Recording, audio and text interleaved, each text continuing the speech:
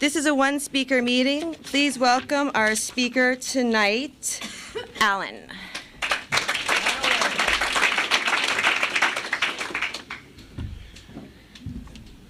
Hi, everybody. My name is Alan. I'm an alcoholic. I'd like to thank Sean for asking me to come out here to speak tonight. I'd like to congratulate and wish a happy birthday to Sandy and, is it Maya? Yeah. Maya, hi. Happy birthday. Congratulations to the people who celebrated certain day counts, taking chips, and most importantly, welcome to the newcomer.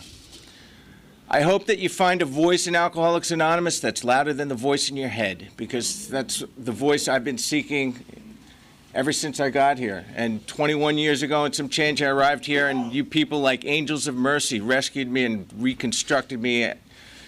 One day at a time, you put me back together and taught me how to become a person, taught me how to become a human being, because all I knew how to do when I arrived here was get loaded, like get loaded. My life, as I'll describe and characterize, and forgive me if I'm going to ramble a little bit, I'm so jet lagged, I can't get a good night's sleep. I had this wonderful opportunity. I took a great trip through Europe, got back Sunday night, but I have not been able to get back on track with sleep. And, you know, in the last 10 days, I want to throw out here, I went to meetings New York, Budapest, Prague, and Vienna, AA meetings. And it's just such a blast to be able to parachute into any city around the world and catch an AA meeting. Mickey knows all about that, going all around the world. And I've had the great fortune over the course of 21 plus years of going to meetings all over the world in just the most incredible places. But you know what? The great gift of Alcoholics Anonymous is that I get to go to these places, I get to have a life today, because when I arrived here, I just had absolutely no semblance of hope. When I arrived, I was told, get yourself a sobriety date, get a sponsor, and get a home group. I've switched sponsors and I've switched home groups a dozen times, but I've kept the same sobriety date for nearly 22 years, and that's December 4, 1985.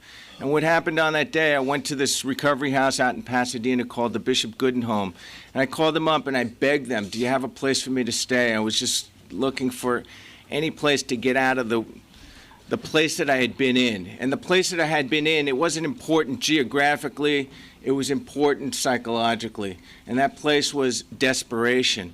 And I was willing to do anything at that moment in time, not to have to continue living the way that I had been living for months and years on end, which was this endless cycle of debauchery and shame and complete humiliation, where I would come to at 3 o'clock in the afternoon and look for something to drink and look for some other way to pull a short con or rip somebody off to get some money together to go cop. And it was just one day after another. No matter what resolution I made, I'd say, all right, today's the day, I'm going to get it together. And within an hour, 5 minutes, 1 second, I'm out there trying to get loaded again. And, you know, I'm a two-bit low-rent junkie. I don't have a real glamorous story on my little trajectory into oblivion. I was just a guy who wanted to get high, and it felt good at first, and then it became a way of life, and then I didn't care about any other aspect of my life. I had a pretty decent upbringing. I was the third of 3 boys, 2 loving parents, a house on Long Island outside of New York City.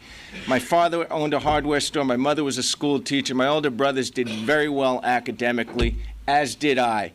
And boy, how suddenly and tragically all that would come crashing down and to a sudden crashing end when I discovered the relief that alcohol and drugs provided for me.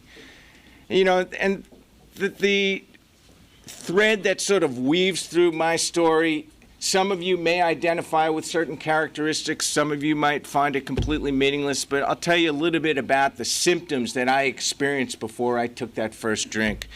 I said my brothers did well academically. My oldest brother was one of these boy geniuses who skipped 2 grades and was a National Science Foundation Merit Scholar and was off at an Ivy League university at the age of 15, and he was getting papers published before he was out of his teens. And let me tell you, when you follow in somebody's footsteps like that, and I'm not telling you this story to, try and impress anybody with how brilliant my brother is, that's irrelevant for purposes of this story. The purpose for me telling this story is just not to try and impress anyone, but just to put it in perspective, and maybe you can see some of the dynamic in your own lives or not. But when you follow in this guy's footsteps, let me tell you from my perspective, there is nothing I could have done that would have impressed anybody.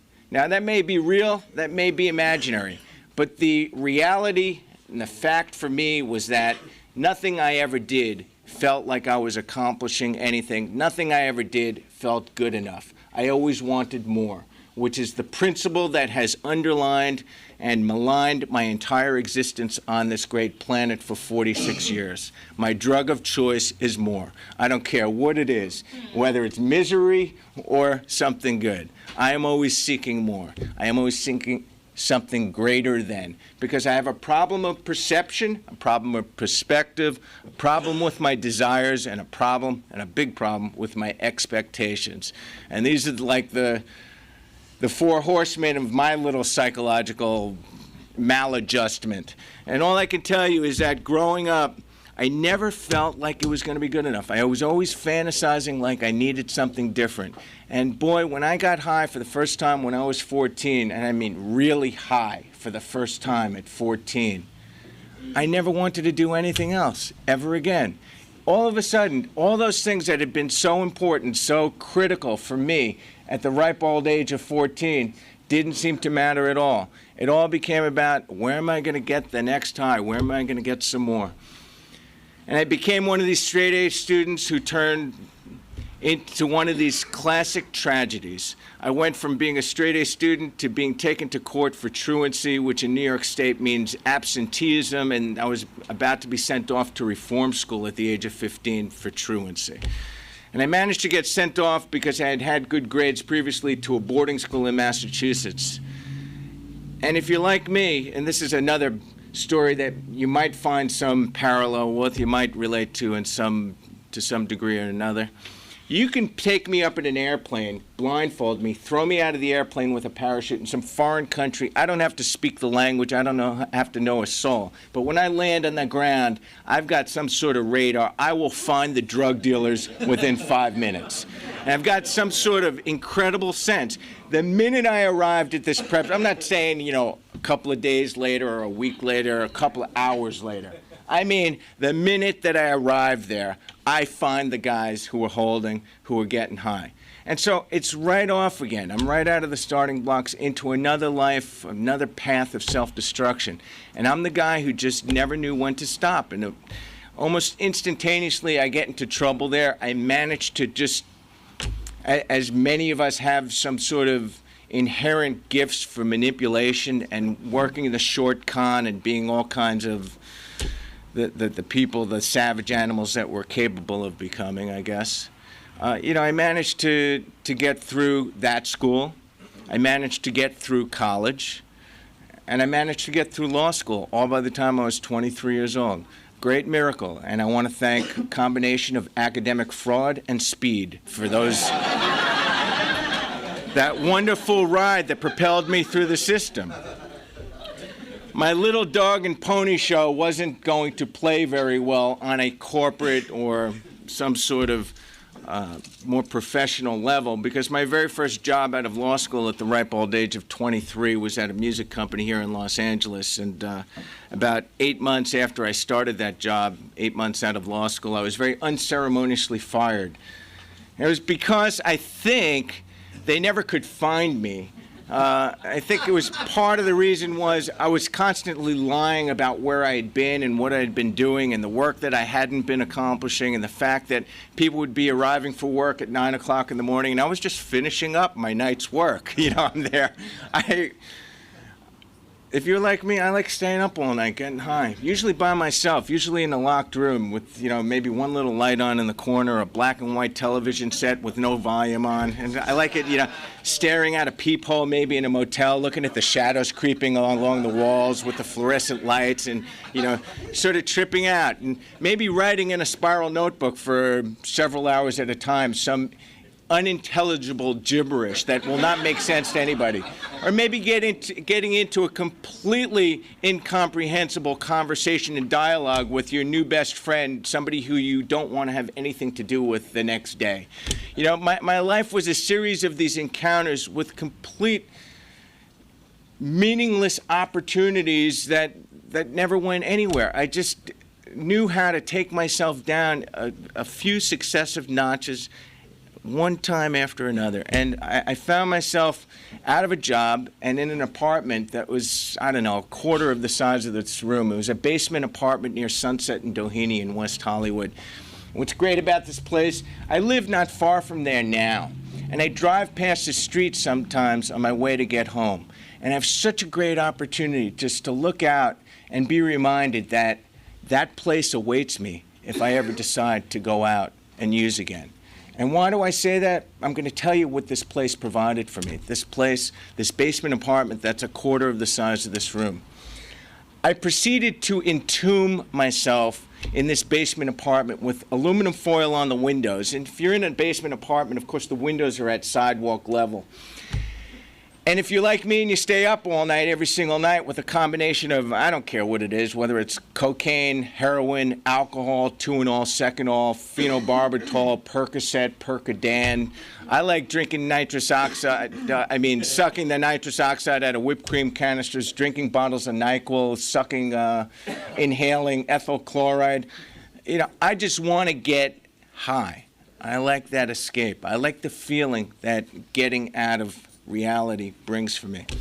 And what I proceeded to do for the next 8 months in this basement apartment that I entombed myself in was every single night by myself getting loaded. Every single afternoon when I came to, promising myself, today's the day I'm going to get it together. Only to find I'm at Gil Turner's writing a bad check. I'm at the Ralph's on Beverly and Doheny shoplifting a pint of booze or drinking a bottle of NyQuil in the aisle. I'm at one more club looking for somebody to front me some drugs based upon a promise that I'm going to sell it for them and pay them the money tomorrow or the next day, only to have somebody trying to hunt me down because I ripped them off one more time or rip somebody else off who is not going to put up with my little show. This proceeded for, as I said, about 8 months. And finally, I got to the point suffering a little bit of respiratory distress and a little bit of malnutrition, a couple of the features and friends that seemed to coincide with this kind of lifestyle. I called a guy up that I had known from law school, and I said, you know, I need some money. And he was incredulous. Man, you were the youngest kid in our class. What are you doing? I said, you going to give me the money or not? He's like, how much do you need? I said, give me $20. And this just blew him away. You know, you need $20? What is your problem? I said, give me the effing money. The truth was I hadn't eaten in 3, 4, 5, 7 days, whatever it was. I didn't really care too much for food. If you gave me $20, I was going to go buy whatever I could get with the $20 anyway. I didn't care about eating. I didn't care about living. I didn't care about anything except I didn't even know that I cared about getting high. That just seemed to be the only direction I was able to go at this point in time. To this man's credit, he came over to this apartment. I met him out in the street. I told him where I lived in this basement apartment. I met him in the street, and he took me to Carney's hamburger stand on Sunset Boulevard, and it was the first food I had eaten in whatever number of days it was. And I remember the first thought that went through my head as I gulped down this hamburger, these French fries, and this Coca-Cola. And it felt great to eat. I really was. I felt like I discovered an old friend. But the first thought that went through my head was, good, now I can go get loaded again. That, to me, is the moment that I reached that point of pitiful and incomprehensible demoralization. I wish I had reached my point of clarity, that moment of clarity that we talk about, where you're ready to surrender at that point. But unfortunately, my little journey, my odyssey into self-destruction was not complete at that moment in time. But from there, I never went back to that basement apartment. This man who picked me up, took me to Carney's, dropped me off at a hospital that had the the means to introduce me to the program of Alcoholics Anonymous for the first time. And it was the first time I ever went to a meeting, and it was through Hospitals and Institutions, that committee that brought a meeting into that hospital, that I first heard the message of Alcoholics Anonymous. I'd heard about it. I never knew what it was. I lived with a girl when I was in law school who was going to CA meetings, and she'd come home and snort coke with me all night. So I figured I didn't really have any concept of what it was all about. But I heard something there, and what I heard in what we read in chapter 5 tonight, and we read at a lot of meetings, is if you've decided that you want what we have and are willing to go to any length to get it, then you're ready to take certain steps. If you've decided that you want what we have, well, the only thing I knew is I didn't want what I had. The problem was I wasn't willing to go to any length to get it. I wasn't willing to do anything to get it, because I kept looking for the differences. I kept looking for the reasons why I didn't belong. I had graduated from law school. I was the youngest kid in my graduating class. I was all of the things that you people weren't, and I created a reason why I didn't need to be here. And within a few short weeks, after being released from that hospital, after 30 days, I was trying it one more time. And I went right back to the same level that I had left off at. I was up all night, writing gibberish in a spiral notebook, looking out the peephole, putting aluminum foils up on the windows, coming to in the middle of the afternoon saying I'm not going to get high today, and only getting high that same day once again. And that proceeded for another 3-4 months until December 4, 1985. I begged my way into that Bishop Gooden home, and I took that first step, and I had that gift of desperation, and by the grace of God, I've never taken that first step back.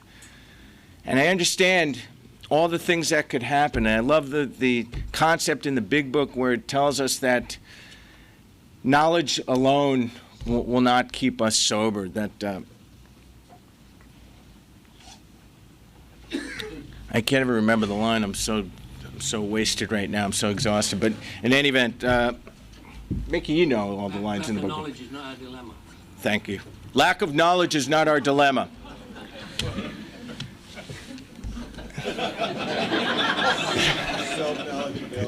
Self-knowledge availed us. That's the one I was thinking. Thank you, Sean.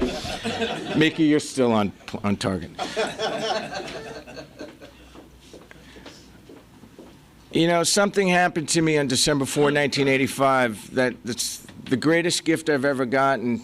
In addition to this gift of desperation, was the desire to learn how to be a human being. I was so good at being prideful, angry, greedy, envious, slothful, gluttonous, lustful, judgmental, intolerant, impatient. I was so good at being manipulative and self-centered and self-seeking. I was so good at all these things. And there's a line on page 19 that I do remember, and it says, I thought I remembered it. We feel that the elimination of our drinking is but a beginning. We feel that the elimination of our drinking is but a beginning. A much more important demonstration of our principles lies before us in our respective homes, occupations, and affairs. And it talks about these principles, these things like honesty, hope, faith, integrity, courage, willingness and humility and love and patience and perseverance and discipline and awareness and service and being useful and being kind, charitable, considerate, things that I had no concept of because I never at that point in my life had ever done anything for anybody else without some expectation or insistence upon something in return. I had never done a charitable act or deed because everything I did in my life was based upon the con, the manipulation. What's in it for me? What can I get out of it? And these principles that we have here in Alcoholics Anonymous that you people instilled in me, one day at a time, one word at a time, one patient conversation at a time, one meeting at a time, one phone call at a time, one cup of coffee at a time, was how to become a human being who could be useful, who could be kind and charitable.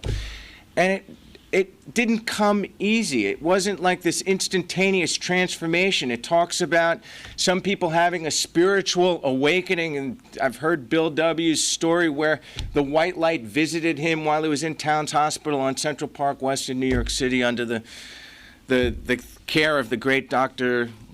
What's his name? Silkwood. I am really stupid today. And anyway. But, you know, the beautiful thing, I have had this experience of the educational or the slow variety, and I feel really slow tonight. But this educational variety where I just hung around because I believed in this process, because I saw what you people had accomplished, and you were willing to rebuild me this one day at a time. And, you know, I had lost my first job at a law school, and I failed the bar exam after I graduated from law school because I couldn't study. I was too wasted. And I showed up not completely loaded, but, you know, with a little buzz on. And I don't like copping to felonies because I am a lawyer today. I passed the bar after a year of being sober, and you people taught me how to study. I had never attended a class sober the entire time I was in prep school, undergraduate, or law school. And I said to my sponsor at the time, how am I going to learn all these subjects? I got to learn constitutional law, evidence, real property, criminal law, criminal procedure, trusts and estates, community property, all these different subjects, contracts. What am I going to do? How am I going to learn all this stuff? He said, why don't you try reading one word at a time? And man, that has been the guide to everything that's happened to me since then.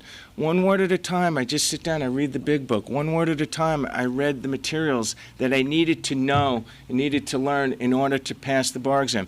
And you guys were there for me every single day when I showed up and I wrote the bar exam and I came home at night. I went to a meeting, you people stood and supported me. And when we waited the ungodly sort of never-ending 3-4 months to get the results, you were there with me every day. No matter what happened, I knew I was going to be okay. And I wasn't concerned about the result because I was living in the moment and I was just focused on what I was doing on any given day.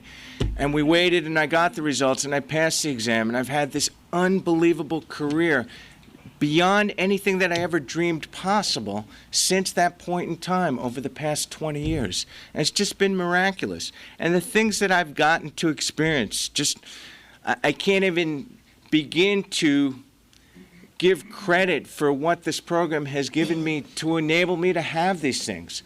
All those gifts, all the material things, so irrelevant. I'm talking about experiences with love and with people and with understanding and relationships and being able to accomplish things that I never knew somebody could do sober, and being able to show up. You know, this trip I was on last week, it's one of so many. I can't even recount for you all the different places I've been around the world. But the experiences that I've had in the rooms of Alcoholics Anonymous, watching people come in and reclaim, restake, and resuscitate their lives or just rebuild something from nothing. Because when I came in here, there was absolutely no possibility I was ever going to amount to anything. In my mind, I had reached that conclusion.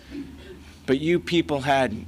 You people were convinced that I could be anything that I dreamed I wanted to be.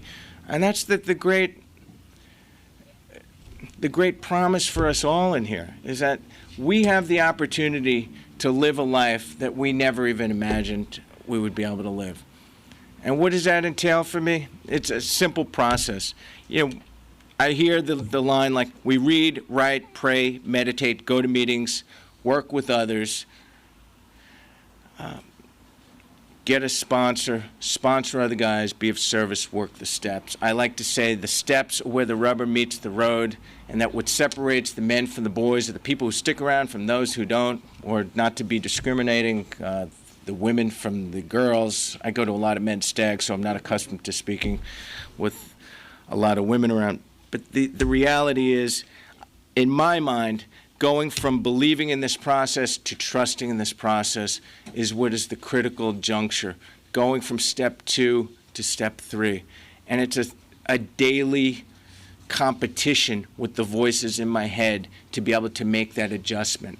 It's a daily struggle because the default mode that I experience, I wake up in a state where I want to own all of my reality. I want to be able to control everything that's going on in my life, and to be able to let go and trust and have faith, true faith, not this sort of lip service kind of bullshit talking, jive walking kind of faith. I mean, to really be in faith where no matter what happens, I'm going to be okay, and where I really believe that no matter what happens, I'll be okay. That's a daily struggle, and it says on page 85 that we have a daily reprieve contingent on the maintenance of our spiritual condition. I can't stay clean today on yesterday's shower. Look, when I was getting loaded, I don't know about you, I wasn't getting drunk today on what I drank yesterday. I was getting drunk today on what I drank today. And my recovery is very much like that also. My recovery today is based upon the recovery that I do today. And it's real nice and convenient to talk a lot about spiritual principles and to intellectualize them and to be able to rant about them. I'm a big bloviator. I'm a big blowhard. I got a lot of things conceptually I can talk about, but the reality is I have to practice these spiritual principles to become a spiritually oriented person. And all I'm talking about is being honest, having integrity, having humility, being able to do things in a kind and charitable manner. You know, I still have a lot of defects of character, and I was just at a step study. We were talking about step 7 in the 12 and 12, and I love that thing. I think it's on page 75, just coincidentally, because on page 75 of the big book it says, and this is pertaining to step 5, right after you've done your 5th step, the line on page 75 of the big book, it says, we begin to have our spiritual experience now. We begin to have a spiritual experience. And coincidentally, page 75 of the 12 and 12, it's got this portion of step 7 where it's talking about self-centered fear. My fear that I'm not going to get what I want or that I'm going to lose what I have, that is at the center of my disease. I'm paraphrasing that very loosely. But I just thought it was so interesting because that self-centered fear is probably the springboard to all of the defects that I still have today. And what I find in dealing with the character defects, whether they be pride, anger, greed, envy, sloth, gluttony, lust, whatever it is, being judgmental, impatient, intolerant, all these things that I think I embody on a daily basis and I'm just ready to release and utilize in any given opportunity. Some of those things work some of the time, and I don't know when I'm completely ready to let go of any one of those particular defects, but what I have discovered is that there's this sort of calculus, this sort of scale that enables me to determine when it's time to get rid of one of those defects. When the problems that those defects are causing me are greater than the pleasures or the benefits that I'm deriving, then it's time to get rid of it. When the problems are greater than the benefits, it's a very simple calculus. I don't know that I have the mental perception or perspective to be able to make that determination. That's why I need to talk to a sponsor.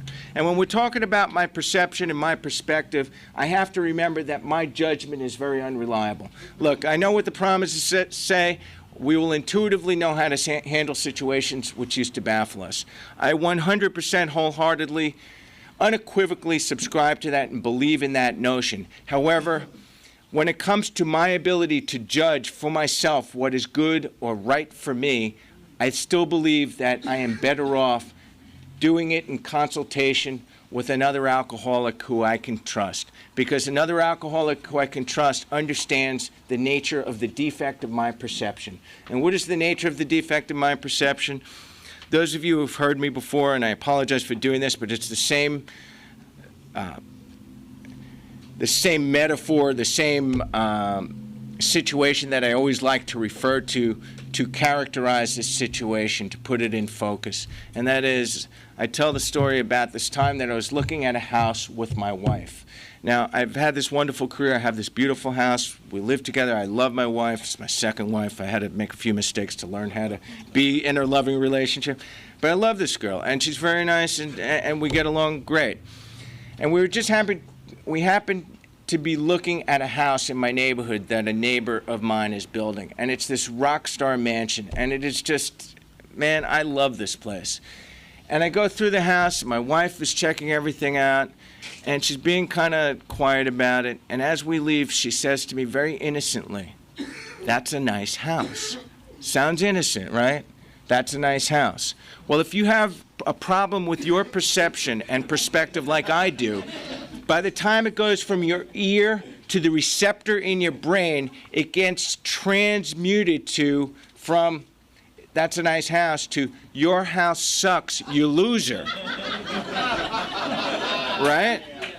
And the problem that I have as an individual is that I feel threatened and assaulted by those words, "Your house sucks, you loser," and I immediately want to say, "You ungrateful bitch." And in my mind, in a second, I've decided that the relationship's over and I'm out of here.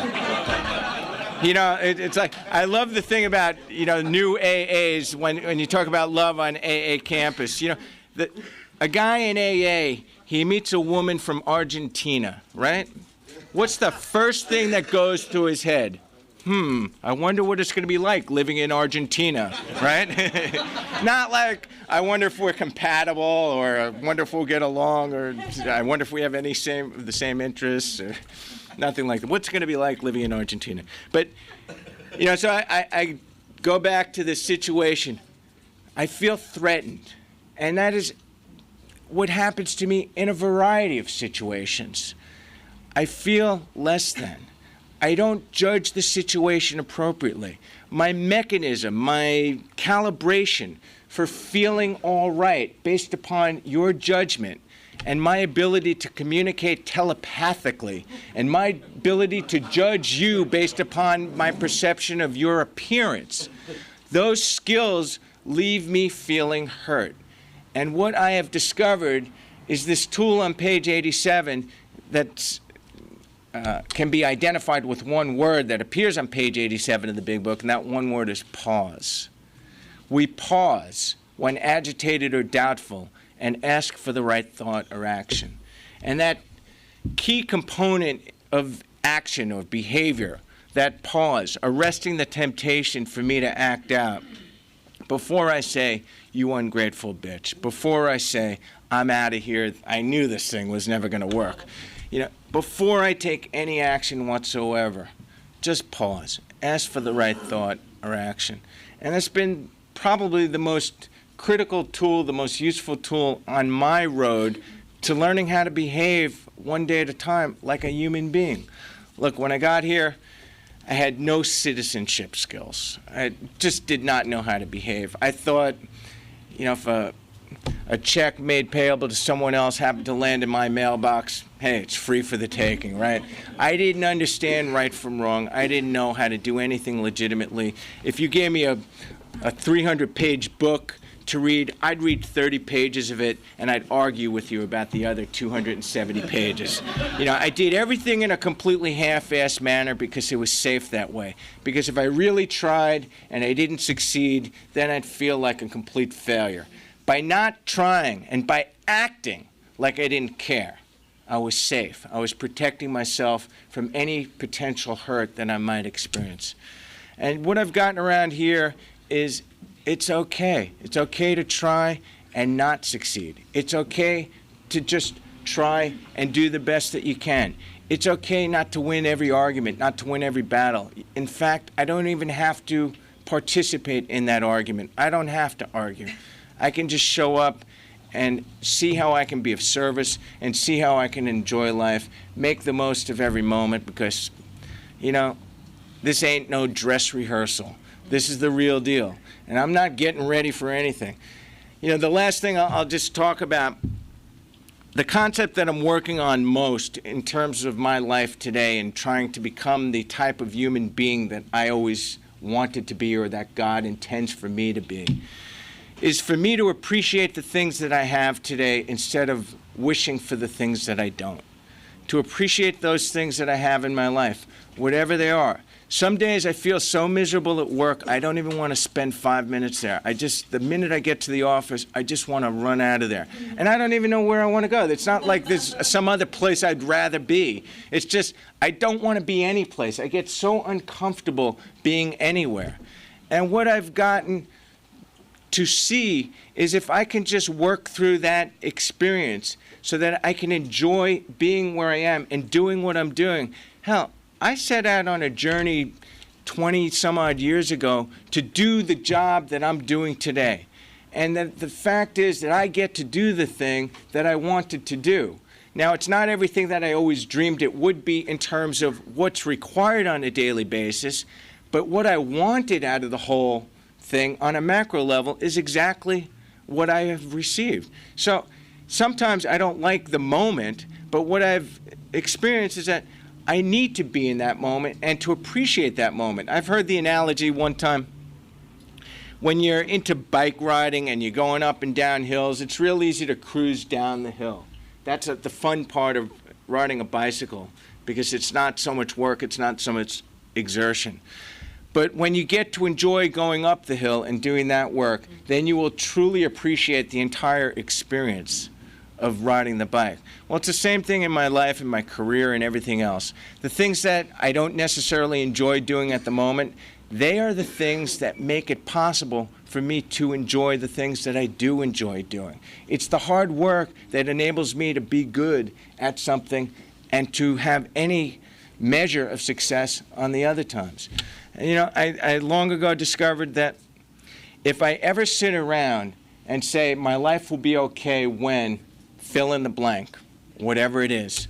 If I sit around and say my life will be okay when fill in the blank, I'm not going to be okay now.